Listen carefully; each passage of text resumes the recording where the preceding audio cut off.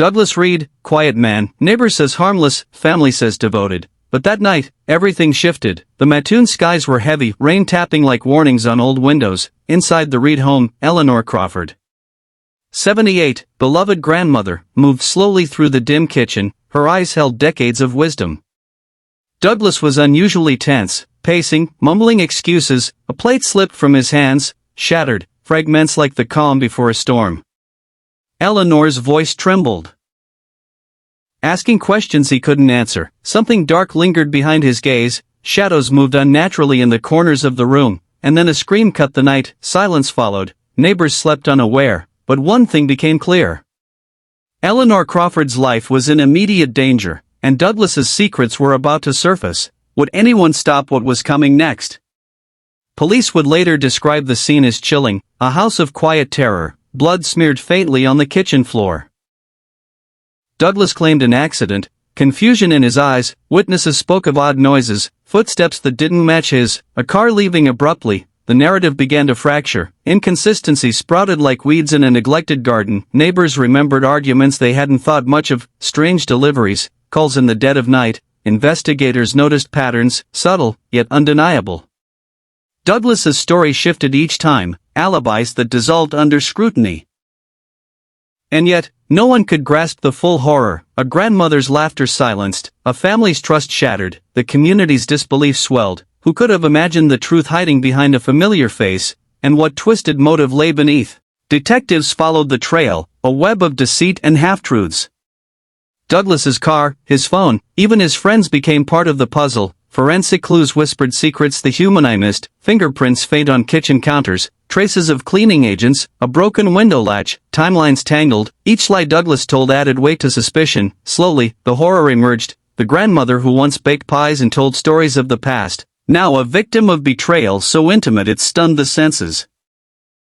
Investigators began to see the pattern, the psychological dance of a man hiding in plain sight, manipulation, fear, desperation, every conversation a potential trap. And yet, one key piece remained hidden. What was Douglas trying to protect, or destroy? Neighbors described the Reed home differently after the murder. Whispers of strange behavior, late-night movements, doors that opened by themselves, a sense of being watched. Surveillance footage revealed brief glimpses. Shadows passing too quickly to identify. Douglas's calm exterior cracked, small bursts of panic caught on video, a shred of humanity buried under lies. Family members wrestled with disbelief. The man they trusted, the grandson, the son, involved in something unthinkable. Detectives pieced together the night step by step. The screams, the struggle, the desperate phone call, but one fragment remained, missing, and when found, it promised to shatter everything the town believed about Douglas Reed.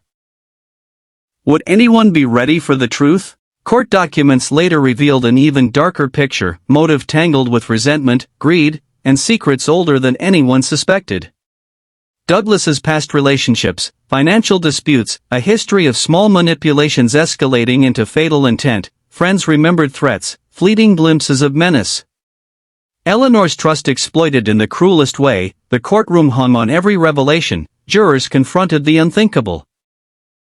And Douglas's calm demeanor began to fracture under the weight of evidence. Forensic timelines, security footage, witness testimonies, all pointed to a chilling conclusion. A betrayal that was calculated, cold, unrelenting. The grandmother's final hours reconstructed in horrifying clarity. And still, a question lingered. What had driven a man to extinguish the life of someone who raised him?